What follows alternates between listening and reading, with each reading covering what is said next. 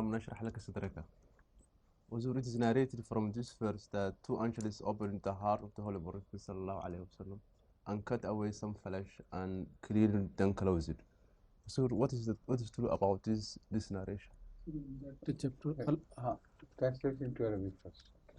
كان السؤال من الأستاذ عبد الرحمن يسأل عن السورة تذكر أن صدر الرسول صلى الله عليه وسلم قد شرح، وهذا ما ذكرته بعض الروايات وفهمه بعض الناس أن هنالك ملكين قد حضر على وجه الأرض وشق صدر الرسول صلى الله عليه وسلم وأخرج منه شيئا معين، ثم قد أرجعوا صدر الرسول صلى الله عليه وسلم الطاهر إلى صورته الأصلية. فيسأل الأستاذ عبد الرحمن من حاتم المنين تعليقه على هذه الحادثة الهامة.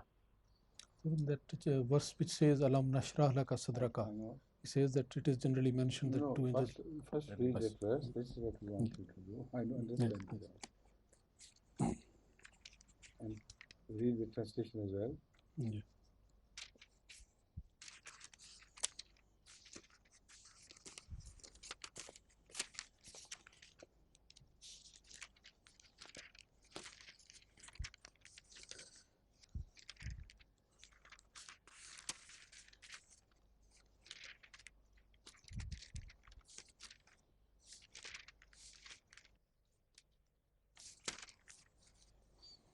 أعوذ بالله من الشيطان الرجيم بسم الله الرحمن الرحيم ألم نشرح لك صدرك ووضعنا عنك وزرك الذي أنقض ظهرك ورفعنا لك ذكرك فإن مع العسر يسرا إن مع العسر يسرا فإذا فرغت فانصب وإلى ربك فارغب. Translation is, in the name of Allah, the gracious, the merciful, have we not opened for thee thy bosom and removed from thee thy burden, which had well nigh broken thy back, and we have exalted thy name. Surely there is ease after hardship. Surely there is ease after hardship. So when thou art free from the immediate task, strive hard, and to thy Lord do thou turn with full attention. Now, this is the digital translation made by Malak Free. And the similar translations are found in many of English versions of this great surah, in Ahmadiyya translations. Different translations practically speak of the same. I once started a series of sermons on this verse particularly. And as far as the commentary is concerned, commentary of the translation, that commentary indicated that this translation does not do justice to what the Quran expresses in relation to Rasulullah Sallam and his ibadah. So it's not possible for me to repeat all that I said about it, but I can turn to the central points of this surah. First of all, it cannot apply to that incident of childhood when Hazrat Sallallahu Alaihi Wasallam saw in a vision, or they say actually somebody came from heaven to open his heart, his chest, and take his heart out and wash it and replace it. Because this verse speaks of a different situation altogether. It was not from that time that Rasulullah realized that there is some back-breaking burden on him. It was not from that incident that he started speaking of Islam and everything. This verse does not apply to that. It's impossible. That is an incident reported by different ahadith. One has to see into it whether these reporters are absolutely right or maybe wrong, or maybe they have heard things. We do not hear any old Ravi who believed in Ahmad Sallallahu Alaihi Wasallam right from the beginning, reporting that incident from the tongue of Muhammad Sallallahu Alaihi Wasallam himself. But I do not want to indulge in that. I believe this is possible. This might have happened to Rasulullah as by way of a prophecy, but in a vision, not an actual thing, not as an actual surgical operation. And there were no signs of any surgical operation on the chest of Rasulullah either. But let's leave that apart for a while. Turn to the central point of this verse. Alam nashrah laka sadrak wa wada'na anka wizraka alladhi anqadha dhahrak. This is a continuous statement. Have we not opened up your heart, not through operation, but made it relax and begin to see things in a manner that the back-breaking burden is removed because of that. So this means that his prophecy is the back-breaking burden which is on him. And Allah regarding that repeatedly told him that it's our responsibility. We are going to make Islam victorious, don't worry. La tuharrik bihi lisanak. Even fast reading of the Quran was prohibited, mildly and with love. Don't do it. Inna alayna jammahu Qurana. So all the great burden of delivering the load of Islam correctly to the people of the world, this was the back-breaking burden on Rasulullah, which Allah told him, don't worry, we are going to deliver the message which you have delivered, in the sense that we will see that this delivered message becomes victorious in the end. This is what made the Nshirah.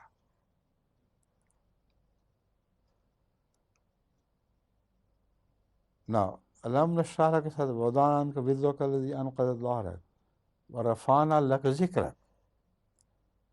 A time reached when Rasulullah's name began to rise after the full victory of Islam, at least over Arabia and the adjacent areas. So that was a prophecy in this. If this is what's going to happen, you will see it with your own eyes. Inna mal usri yusran. Inna mal usri yusra. Now this again cannot apply to that opening of the heart as people believe happened literally. It doesn't mean that you felt a pain and then you will feel ease, and then why he should feel pain again? That the verse should be repeated. Inna mal usri yusran, inna mal usri yusra. And again, فَإِذَا فَرَغْتَ فَانْصَبْ.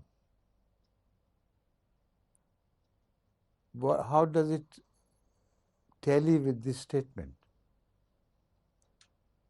If inna mal usri yusran, inna mal usri yusra means that daily you work hard and then you have to rest at last, or every hardship follows with a rest, then this is not what the Quran invites him to. Then the Quran should have said, O Prophet of Allah, all day long you have been doing hardship in the path of Allah. Now have some rest. That is mal usri yusran. But it doesn't say have some rest. Inna mal usri yusra. And the Quran repeats, remember, after every hardship you have earned some rest. Humans do that. So you also rest. But immediately it says, فَإِذَا فَرَغْتَ فَانْصَبْ. When the problems of the day are over, then stand up. But what the translators forget is the word which follows. وَإِلَىٰ رَبِّكَ فَارْغَبْ. Farghab means that all through the daily tiring work, his mind was hung on to God. And it was in him that he he sought rest. He loved to be alone with him, but the worldly occupations made it not possible entirely to do so. So while prayer of the night is sometimes a tiring task for even the great noble people, those people who worship God in the right sense, but still this apparently tiring task was a pleasure for Rasulullah sallallahu. Farghab. So farghab should be translated in the literal sense. Then seek your pleasure in God's pleasure with you when you stand up before Him. Now this point has never been understood by anyone before except by Hazrat Masih Maud Islam. That shows the greatness of him, and that shows that he was really a prophet of Allah, a man from God whom God himself taught these things.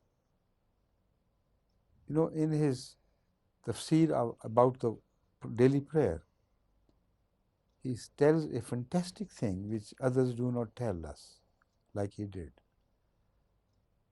He says that the prayer is a hardship only until you perfect it and it's no longer a burden.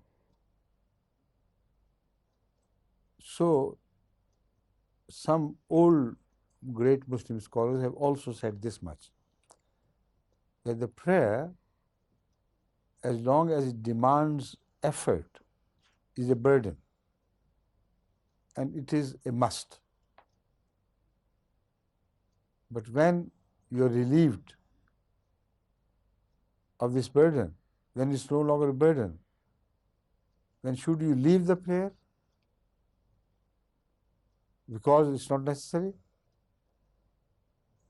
In answer to this, Hazrat Masih Maud has given a much better explanation than anyone else before.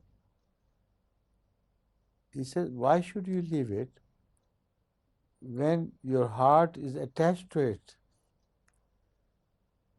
Once it's not essential in the sense that the prayer has come to its final form and is completed, then you get attached to prayer. It's not the prayer that is attached to you. It only happens when you begin to get the maximum pleasure out of your prayers. So when you get maximum pleasure, why should you leave it? It's impossible. When you understand that this is the thing for me, then it will be only a madman who will leave this prayer. So, فَإِذَا فَرَغْتَ فَانْصَبْ وَإِلَىٰ رَبِّكَ فَارْغَبْ is the same message which is delivered in this way. Now you have reached a stage that prayer does not need to be erected like a tent is erected. Does not need to be taken care of because you have achieved everything. But now your heart is so much attached to the prayer that all your love and all your pleasure remains centered in the prayer of Allah. So wait until the works of the days are over, then have your own will and draw the pleasure of love of Allah as much as long as you please. But at another stage, he was told also to halve the prayer. It was not because it was tiring for him. It was because he was also an uswa. If he had said his prayer all night long, then all the followers of Muhammad Sallallahu Alaihi Wasallam will be compelled to do it. And many times it happened. So Allah took pity on us because our prayer had not reached that perfection. So he halved the time, or sometimes less, sometimes a little more, depends on the time of the year. So it is not a contradiction. That is in agreement with what I am, full agreement with what I am telling you. Understood? Thank you. Now again, we must pay full homage to Abdul Rahman.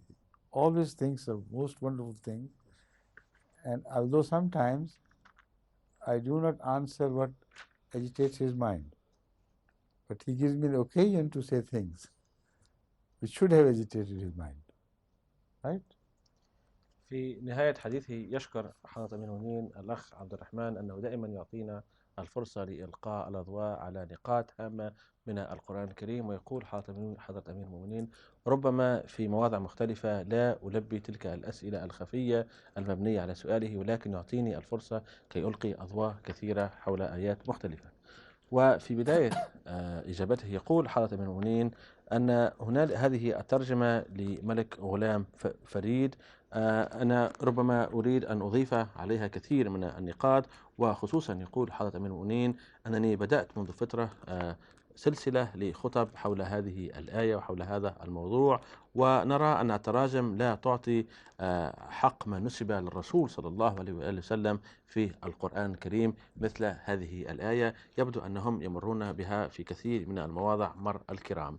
ثم يقول حضرة أمير المؤمنين: أرى شخصيا أن هذه الآية لا تنطبق عن تلك الحادثة أو ربما الكشف الذي رآه الرسول صلى الله عليه وآله وسلم، الذي فتح فيه صدره الطاهر ونظف صدره ثم أرجع إلى حالته الطبيعية، وهذا ما يشبه بالعمليات الجراحية.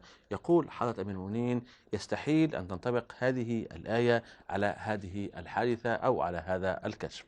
ويقول حضرة أمير المؤمنين: إذا حاولنا أن ندرس قائمة الرواة الثقات ودعونا نفتش عن شخص أو راوي ثقة واحد ذكر مباشرة ونسب مباشرة للرسول صلى الله عليه وآله وسلم هذه الحادثة مثل ما تذكرها كثير من الروايات. يقول حضرة أمير المؤمنين: لا داعي في الدخول في هذه المتاهات، ودعونا ندرس هذه الآية القرآنية الكريمة من زاوية مختلفة تماما. ويقول حضرة أمير المؤمنين: يجب علينا أن نفهم ما هو اهتمام الرسول صلى الله عليه وآله وسلم وما هو شغله الشاغل. بطبيعة الحال كان دائم يترقب تلك الفرص ليعبد الله سبحانه وتعالى، ولم يكن له اهتمامات في الأمور الدنيوية بتاتا. ويقول حضرة أمير المؤمنين: هنا ألم نشرح لك صدرك، هذه فعلا يبرز الله سبحانه وتعالى كيف أنه رفه على صدر وقلب الرسول صلى الله عليه وآله وسلم في فترات مختلفة في حياته الطاهرة صلى الله عليه وسلم ويوميا. وأيضا هنالك الوزر هنا، هذه تلك الأعباء التي وضعت على الرسول صلى الله عليه وسلم في قالب نبوءات عظيمة أخبر بها الملأ أن الله سبحانه وتعالى قد حقق منها الكثير، وهذا الوزر أيضا سيحقق منه الكثير في المستقبل أيضا. ويقول حضرة أمير المؤمنين وينوه بهذه النقطة ويقول: انظروا كيف أن الله سبحانه وتعالى كان يطلب من الرسول صلى الله عليه وسلم كي لا يقرأ القرآن بسرعة. لماذا؟ لأن كان هنالك حرص شديد من الرسول صلى الله عليه وسلم كي يحافظ على كل كلمة وكل سكون يصدر منه وهو يردد ما يوحى إليه مباشرة في النص القرآني. فالله سبحانه وتعالى طمأنه أن المسؤولية التامة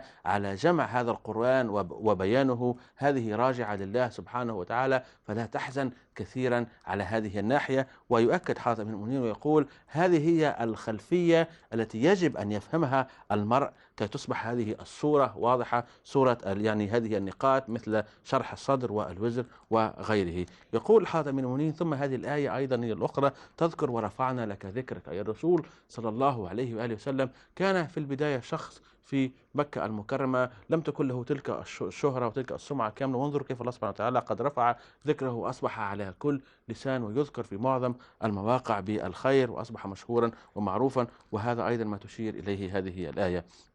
ثم يقول حضرة أمير المؤمنين: انظروا كيف أن هذه الآية تؤكد في المرة الأولى فإن مع العسر يسرا، إن مع العسر يسرا، تؤكد مرتين. يجب علينا الآن أن نفهم لماذا هذا التأكيد، لأنه في الحياة اليومية المرء لما يشتغل في شغله الدنيوي يجب لما يرجع إلى بيته أن يستريح قليلا، ينام أو يفعل ما يشاء. فهكذا نرى أن هذه الآية تؤكد على هذه الاستراحة التامة، وتذكر الرسول صلى الله عليه وآله وسلم، لأن همه الشاغل هو الرجوع إلى البيت والتفرغ كلية لعبادة الله سبحانه وتعالى. هذا هو الهم الشاغل للرسول صلى الله عليه وآله وسلم.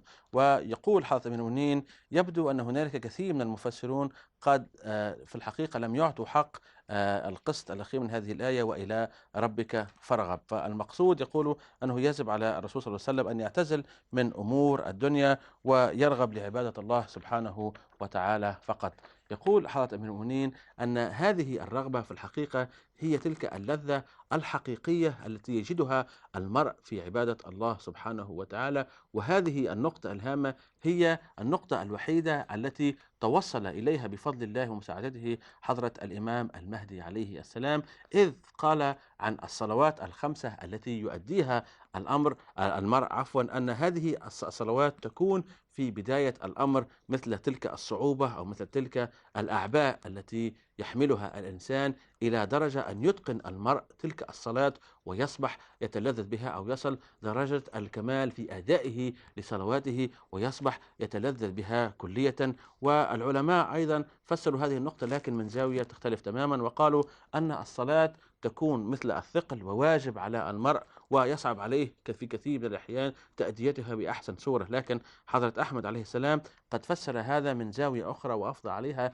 كثير من الأضواء وأحسن بكثير من هؤلاء العلماء، وقال أنك أنت في الحقيقة الصلاة لا تفرض عليك أنت تصبح عليك واجب وعبء، بل بالعكس أنت الذي يجب أن تفرض نفسك على الصلاة وتتقنها. لماذا؟ لأن في تلك الصلاة تلك اللذة والمتعة التامة، فإذا أردت فعلا أن تتحصل عليها يجب أنت الذي تفرض نفسك على الصلوات، ولازم دائما أنت الذي تسعى إليها وتطلبها. وهذه هي النقطة التي وضحها حضرة أحمد وفسر أن الإنسان يجب أن يكون مدمنا روحانيا بالمعنى الروحاني على هذه الصلاة كي يجلب منها ويتحصل على هذه اللذة التامة التي دائما كان الرسول صلى الله عليه وآله وسلم دائما يريد أن يتحصل عليها. فالله سبحانه وتعالى قد فسر للرسول صلى الله عليه وسلم أنك بعد أن تنتهي من هذه الأعمال الدنيوية لا تتسرع، فبإمكانك وعندك الفرصة كي تحصل على هذه اللذة، أي لذة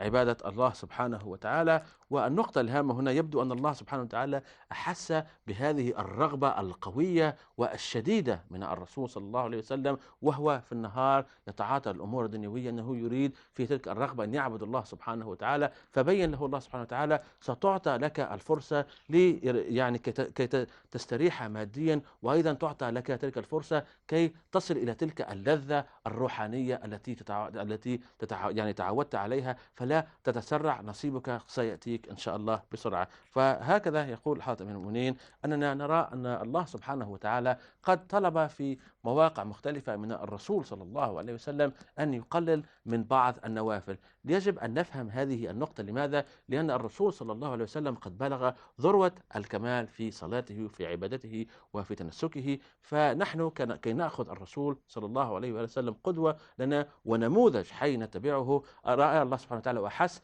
هذا سيكون فعلا صعب علينا إذ لم يكن مستحيلا كي نقتدي بصفة تامة بالرسول صلى الله عليه وسلم. لذلك أمر أن يقلل من هذه النوافل في أوقات ومواضع مختلفة.